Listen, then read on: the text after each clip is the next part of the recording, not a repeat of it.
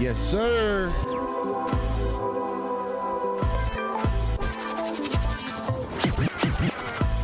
Yes, sir. It's a Friday. I'm feeling good in the neighborhood. Come here, puppy. Come here, puppy. Come here, pup. We'll let everybody shuffle in here. And I'm frozen. Come on now. There it is. All right now. I was thinking about what I wanted to talk about today on the show because I saw enough. I saw enough in that game last night. I didn't feel like I needed to watch the film. Holy shit, dude. Holy shit. Green Bay Packers are for real, huh? Green Bay Packers are really going to be setting themselves up to lose at Lambeau Field in the divisional round against the San Francisco 49ers, ain't they? Ain't they? Golly, that defensive front is everything we talked about yesterday, wasn't it? That defensive front was everything we thought they were. They are who they thought they were. They are who we thought they were. Weren't they? As I predicted, Micah Parsons got more reps, made an impact on the game. Guy's got a 25% pass rush win rate. I don't know, man. I go back and forth on the PFF grades with people because on one hand, I know these guys are watching film. On the other hand, how the hell do you quantify film? I remember grades, they used to grade us when we were in high school. They used to give us grades. I always thought there was a little bit of bias in those grades because a good play to one person might be an okay play to another person. But what do I know? I just know at a Division I program, they weren't handing out grades. Okay? But I know these PFF folks, I know they're watching film. But again, I just feel like when you look at a PFF grade, okay? Like let's take Bengals defensive tackle TJ Slayton, brand new defensive tackle in the building for Cincinnati this year. They bring him on because he's a run stopper, okay? And I'm just going off of memory here. But there was PFF, who I believe graded him the top run stopper among interior defensive linemen in the league last year. And then there was another outlet, which I can't remember. Might have been ESPN, might have been CBS, some other outlet, some other outfit, right? Graded him one of the worst in the league at run stopping.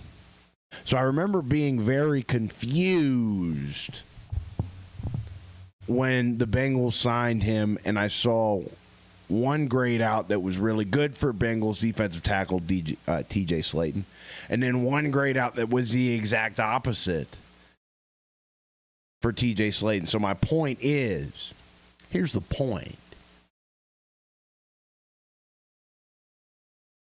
You can watch all the film you want.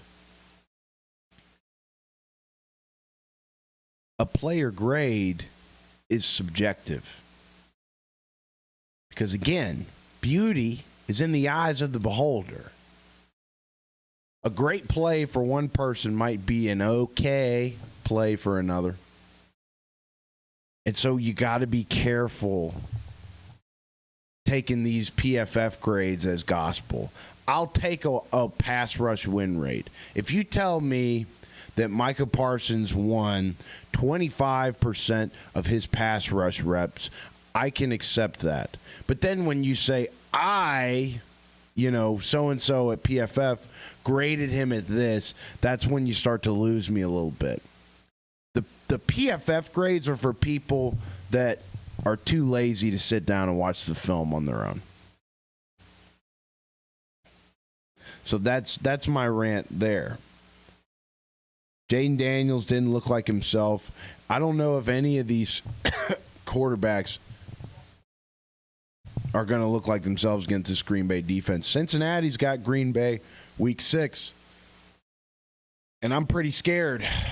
It's at Lambeau. I'm pretty scared what this defense might do to my sweet prince, Joe Burrow. I'm pretty scared.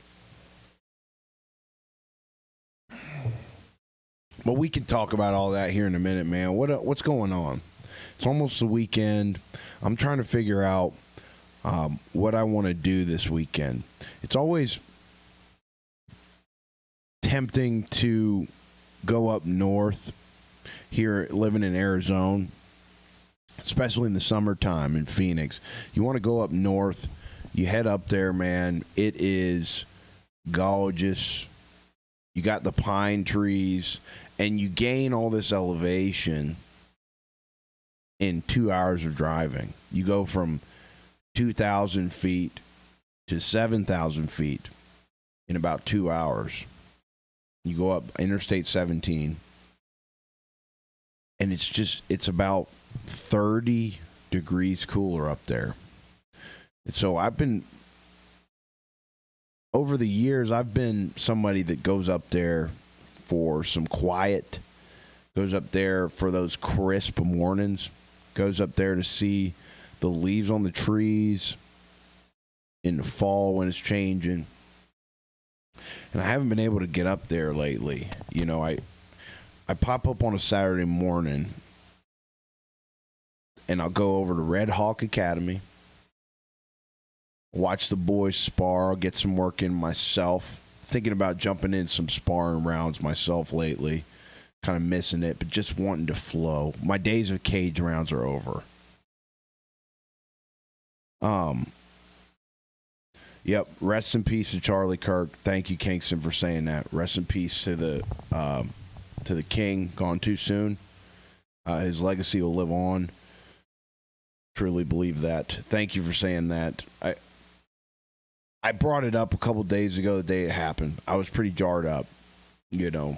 It's pretty jarred up.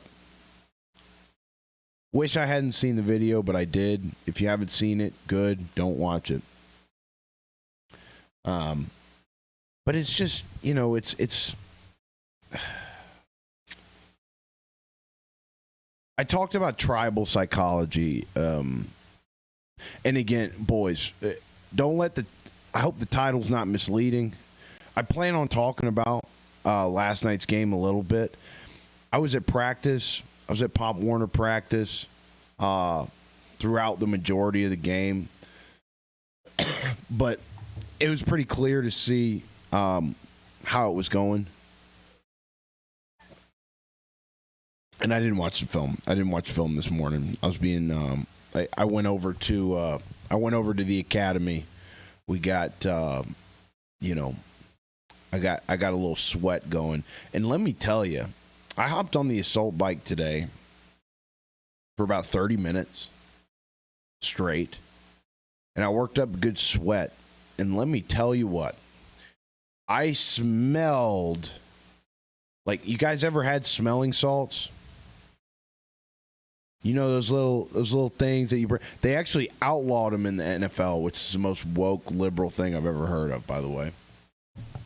Smelling salts. I smelled like straight ammonia today. So I was like, shit, am I doing okay? Like, I feel like I'm a pretty healthy guy. I was like, am I doing okay? I Google it, and it says it's a symptom of a high-protein diet, which is what I do. So I was like, okay. No health problems here to worry about. No, nothing like that. What was I saying, man? Dang, Kingston. That's crazy, brother. Well, I'm glad you're okay. I'm glad you're safe. Look, it seems like they have the shooter in custody. Listen, I don't trust a goddamn thing around any situation like this. You're telling me that a kid off the street hit him in that spot from 200 yards with one shot? Dude, you can't trust this shit. You can't trust what any of these... You can't trust our own government. You can't trust anybody. These people that control the media, these people that control the narratives. You know, Netanyahu comes out and makes it a point to say, we didn't do that, we didn't do that, we didn't do that. I don't want to get shadow banned, so I'm not going to... You guys know where I'm going. Like, this is an inside job. And I think a lot of people from our generation are starting to come to some truth about who's behind a lot of these inside jobs.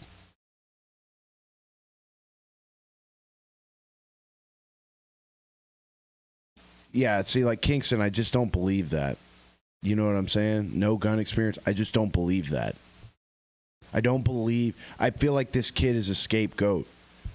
Again, the most evil people in this world sit up safely in some kind of executive office that you don't know where it's at. And the reason these people are so evil, I'm lagging. The reason these people are so evil is because they will never face accountability for the things they are carrying out. They will never face accountability until they until they leave this earth and all the earthly things they've worked so hard to accumulate. The people that were behind this shooting will probably never face... The real people behind this shooting will most likely never face a real accountability. You can't convince me that this kid is actually the kid that did this. And even if he is actually the kid that did this, I imagine the people that got him to do it are... a lot closer to the mainstream systems that you trust every day than you would think. Somebody's calling me. That's amazing. That's pretty cool. I'm shooting this on my iPhone, and the fact that someone's calling me right now and it's not cutting off the video is pretty impressive. I'm happy with that. Yeah, so I've kind of stayed off of talking about what happened a couple days ago. But I've had a couple of days to process it, a couple of days to synthesize it, a couple of days to think about it. And those are my thoughts. You're not going to convince me that any suspect that our federal government takes in is actually the guy.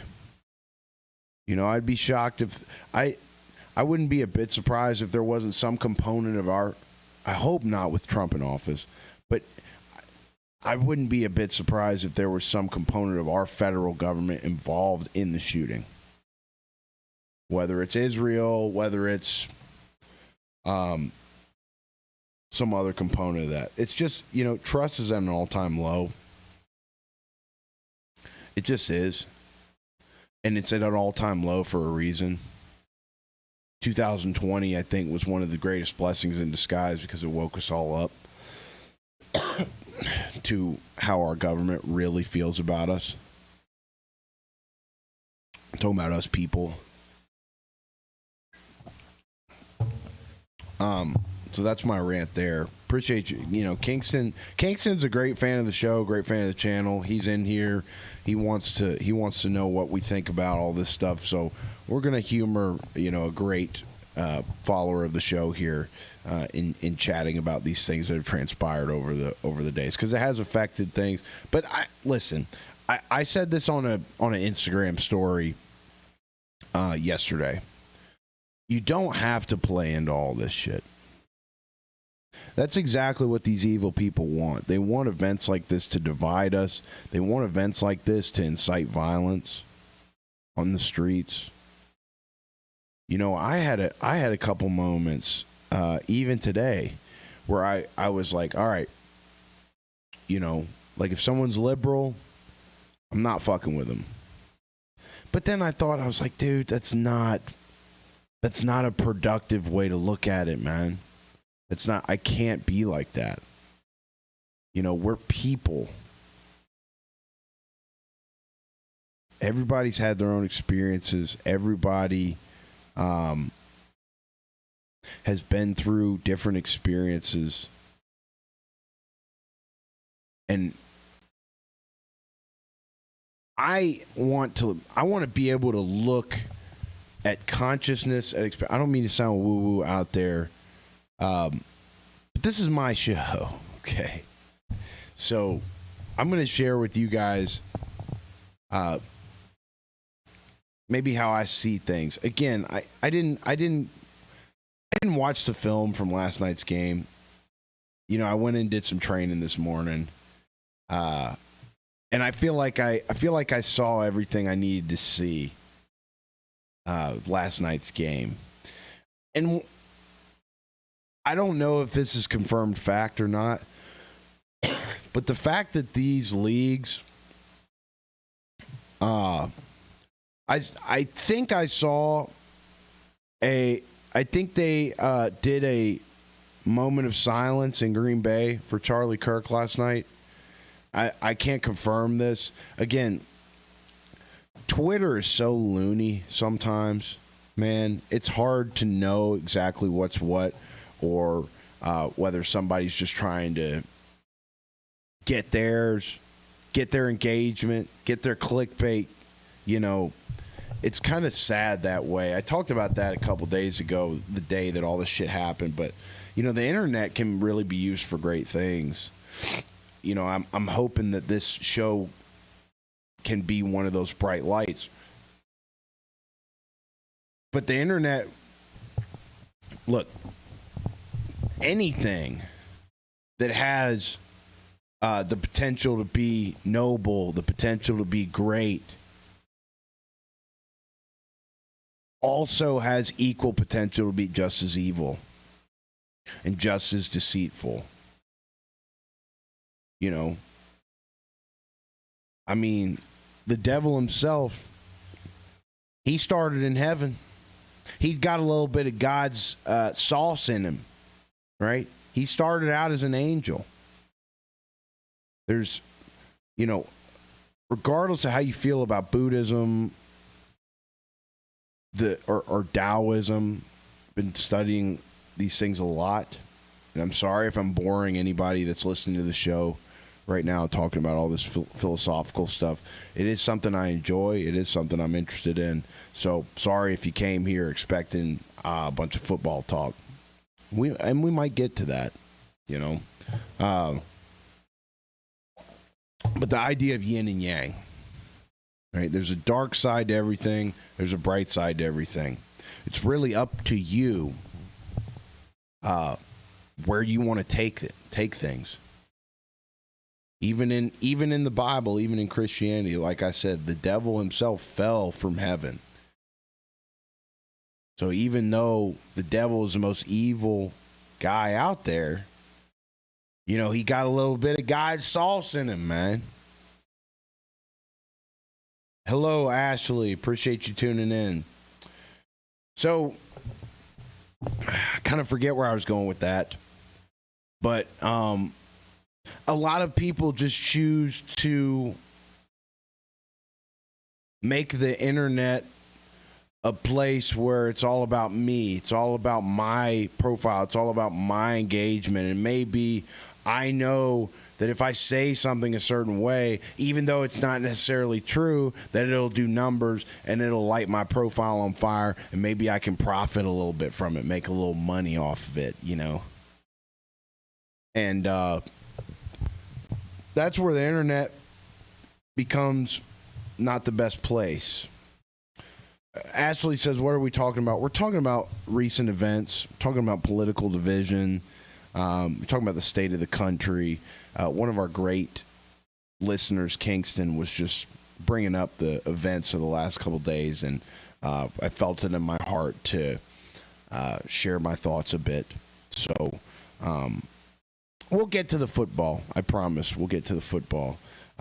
Again, don't know if there's much to talk about. The Packers are for real, man. Packers defense is gross. And these motherfuckers, they fly to the ball. They fly to the ball with an enthusiasm. It's going to be really tough. My Bengals, we got them week 6 in Lambeau at Green Bay. That would be very gratifying if my sweet prince, Joey B, could carve this defense up. And I feel like he's got the ability to. It's going to be tough. Again, Joe Burrow has got the best, and it's not, I don't even think it's a contest. Joe Burrow's got the best offensive line in front of him that he's had in his entire time in Cincinnati. Ashley, I agree. It's a very sad week this week, but we can take this, we can make this an opportunity to, and a lot of people say shit like this. I don't think anybody really actually acts these things out. I think it's a great opportunity to unify. Okay, a lot of people want an engagement farm. And this is kind of what we were talking about, Ashley. A lot of people want an engagement farm. A lot of people want to spin things to their benefit. It's very selfish, very deceitful in some cases. And that's kind of where I was going. The internet can be used for so much good. And I pray, I hope that this show can be a vehicle for that. But, you know, anything, and this is kind of the concept, the Taoist Buddhist concept we were talking about of yin and yang, with as anything that has upside potential is also going to have equal downside potential. So we're talking about good, we're talking about evil, right? So that's kind of the philosophical take on it. And then also, and I know I'm going back and forth from football to philosophy. Really, if you think about it, one and the same. One and the same. Football and philosophy. Okay? What's my football philosophy? Okay? I say pound the rock. All right? I say establish the run. And the Bengals tried to do a lot of that against Cleveland Browns and did not succeed. You would think that Chase Brown was goddamn Derrick Henry based on how Zach Taylor was calling plays on Sunday. You would think that with the stacked box, you would think there was 6 or 7 in the box. And again, this is the best offensive line Joe Burrow's had in front of him in his whole time in Cincinnati, but it still isn't the best offensive line in football. You would think that with 6 or 7 Cleveland Browns stacked in the box, that maybe Zach Taylor would say, well, Chase Brown's not Derrick Henry. We're not just going to be able to ram him in there. And even Derrick Henry, we saw this late in the Bills-Ravens game on Sunday night. The Ravens, they had stacked boxes up against them. And they said, well, let's just ram Derrick Henry in there and see what happens. Didn't work. Didn't work. Even I know when I'm playing Madden, by the way, we're going to be streaming after this. Even I know when I'm playing Madden, if I see 6 or 7 in the box and I call it a run play, hey, guess what I'm doing? Hey, back up in the shotgun. Let's run mesh. Ashley's curious, what names are on that football right there? I can't really read it. You know, that's an amazing question. I'm not being that sounded like I was being a dick. I'm sarcastic. I'm really not. That's a great question. And the answer is, I don't know. We could, listen, and I'll tell the story. I told the story of this football, I think, last week on the show. I'll tell it again. I worked for the Indianapolis Colts in 2019. And one thing that's really cool about working for the organization that is the Indianapolis Colts, at least when Mr. Irsay was still alive, was that we were one of the few, based on my knowledge, few NFL organizations where everybody, the whole staff, business, football, everybody worked at the facility, at the same building. I did interviews with the Arizona Cardinals, and they separate their staff. So, like, the business staff works out of the actual stadium, whereas the football staff works at the actual facility. The Cincinnati Bengals are that way, where they separate the business people from the football people. And there are only a handful of organizations in the NFL that I know of that really treat it as a team. The Miami Dolphins, they separate their business people from their football people. These are just organizations I know that do this for a fact. The Indianapolis Colts did not do that. And I know I'm dragging out the story. I got an email. I used to get emails from the chief operating officer at the Colts. Our team used to get emails from him. Entry-level sales, by the way. Like, we were treated the same as players a lot of the time. It was so cool to be a part of. But anyways, we would get an email from the COO that would say, hey, go check out the break room when you have a chance. He wouldn't say anything less, wouldn't say anything more. Go check out the break room when you have a chance. And, of course, my ass, I would always pop right up and head in the break room. And one day, I went into the break room, and that football was just sitting there for the taking. It's from Super Bowl. It's from the Malcolm Butler Super Bowl. New England Patriots versus Seattle Seahawks actually took place about 15 minutes from where I sit in Glendale, Arizona, down at State Farm Stadium. That game, I believe. Actually, I know. It was a Malcolm Butler game. So it was a game where the Seahawks had the game won if they just handed it off to Marshawn Lynch, but they chose to throw a slant. Malcolm Butler jumped underneath it, and the Patriots won it. So the long story, or the short answer to this long story, is I do not know whose signature is on there. Nobody has been able to confirm to me whose signatures are on this football.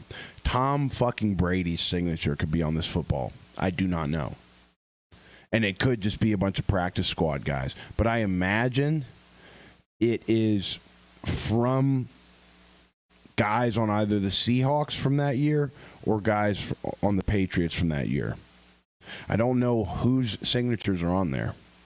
Like I said, could be Tom fucking Brady's signature on that football. I don't know.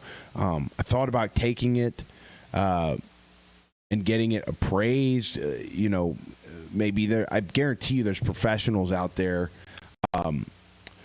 that decipher whose signatures are who, especially with professional football players.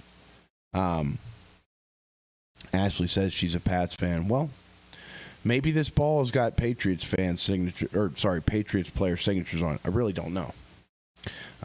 That should be something and like, how do you even find someone like that? I guess Google. But yeah, so that's the story behind that football. I like this camera angle for the show because allows me to kind of showcase it, which is cool.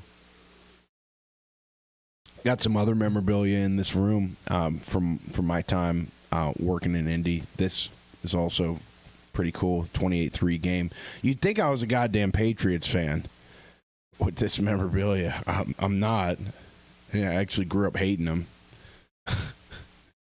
But that's a whole nother story. I feel like everybody hates the current dynasty. You know what I mean? Everybody was so fired up in my comments. I was talking about Bama a couple weeks back on the show. Everybody was so fired up to talk about Bama's downfall. I started to like Brady when he headed over to Tampa Bay. I think he got a lot more likable. Okay, so Miss Ashley's in Boston. That's a little dox, not really. So what else? Damn, we've been hanging for about 30 minutes. I was worried I wasn't going to have anything to talk about today because, like I said, really the only thing to say about last night's game was that Packers defense. And if you want the comprehensive explanation of why that Packers defense is what they are right now, go to yesterday's episode because we did break down their film from Week 1 Detroit Lions game yesterday. I'm talking Green Bay Packers defense. This defense, they give you so many looks. They give you so many looks. And I was talking about this to someone last night. I feel like the reason Micah Parsons didn't get that many snaps Week 1 is because he's still figuring out the playbook. He hadn't been in Green Bay that long. I was noticing on the film, what's the guy's, not 90's name? 90's name is, for Green Bay, is Van Ness. And so I saw some film from the Week 1 Lions game, and you see Parsons is like the first series Parsons was out there. He's lined up next to Van Ness, number 90 for Green Bay, and he's kind of like, and then Van Ness is like, yeah, you're there. So Parsons was still figuring out how to get lined up. You know? That's the complexity of Green Bay's playbook. And also that's the kind of player Parsons is for Green Bay to be saying, yeah, we know you don't know what's really going on yet, but we know you're going to get out there and still make a play or two. And he did. You see Thank You, Jerry littered throughout Green Bay. Absolutely littered throughout Green Bay. Thank you, Jerry. Crazy times. I'm going to turn the fan on. Oh, motherfucker burning up in here, baby. God damn. It's still hot as a bitch in Arizona. Let me tell you what, man. Oh, that feels good already, boy. God damn. Oh, man. So what else going on? It might be a short show. I mean, Friday shows, man. Friday shows. We got some matchups coming up this week. Let's take a look. We can preview some of these games, and that'll probably serve as the rest of our show here. So we got Rams Titans, snooze. Giants Cowboys, snooze. Seahawks Steelers could be a good one. Bills Jets, snooze. Patriots Dolphins, snooze. 49ers Saints, snooze. Jesus Christ. Eagles Chiefs. That's not the primetime game. Chargers Raiders is. Jesus. Very interesting. So really, okay. I'm actually interested to see this Broncos-Colts game. I think that'll be a pretty good one. Falcons-Vikings will probably be a pretty good one. Buccaneers-Texans.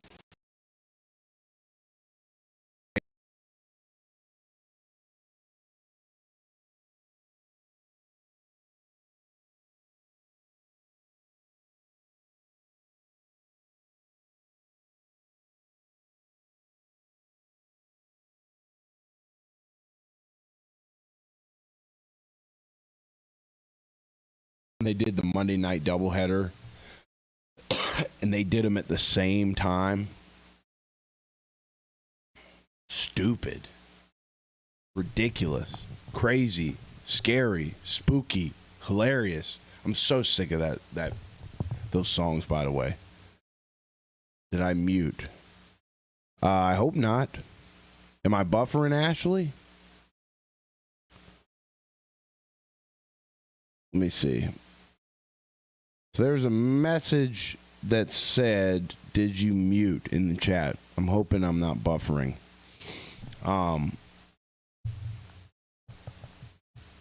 me see. No, we should be good.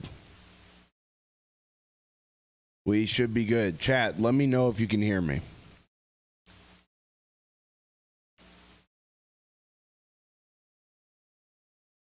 Okay. Beautiful. Beautiful. We are good to go. Thank you, Ashley. Shout out to Ashley. Broncos-Colts game, that'll be an interesting one. Falcons-Vikings, that is the Sunday night game. That should be an interesting one, even though I don't think either of those teams are contenders. Let's see.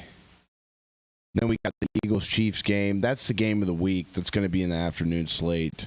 My Bengals play against the Jacksonville Jaguars. And let me tell you what. Cincinnati Bengals have a couple of games here. We got the Jags in week 2. I believe this to be a win. We got the Vikings week 3. I believe that should be a win. We've got the Broncos week 4. I believe that should be a win. And we've got the Detroit Lions week 5. I believe that should be a win. So we're looking at these Cincinnati Bengals, my Cincinnati Bengals, potentially starting off 5-0. Now, I know this is pro football, and I know there's no weeks off. And I know everybody that the Bengals play against are going to be the best players in the world. But these are all very winnable games to start off the year. Not any division games until week 7 when they play Pittsburgh. And even that one, that's a Thursday night game in Cincinnati. It's going to be a whiteout, I believe. Should be pretty good. Should be a pretty good start to the year for the Bengals. But other than that, man, it is a Friday. I don't know if there's much more I have for you guys today. I think I want to send y'all into the weekend, and then we'll come back Monday, and we'll recap the weekend's events like we do.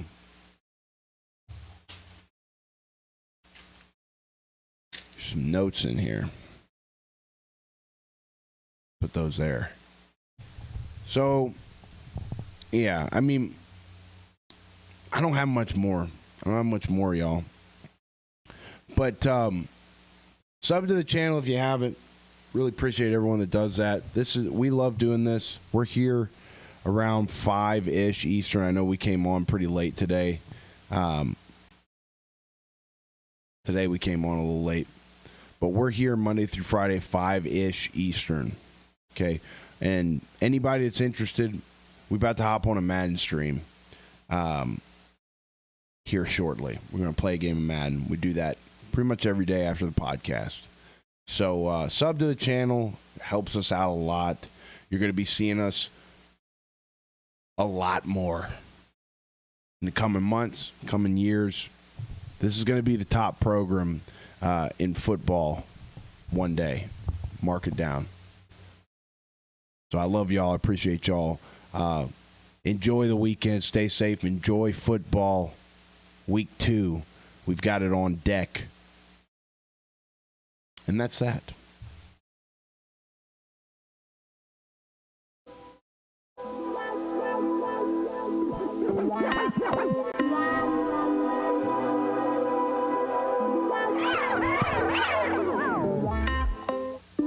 Appreciate y'all, man.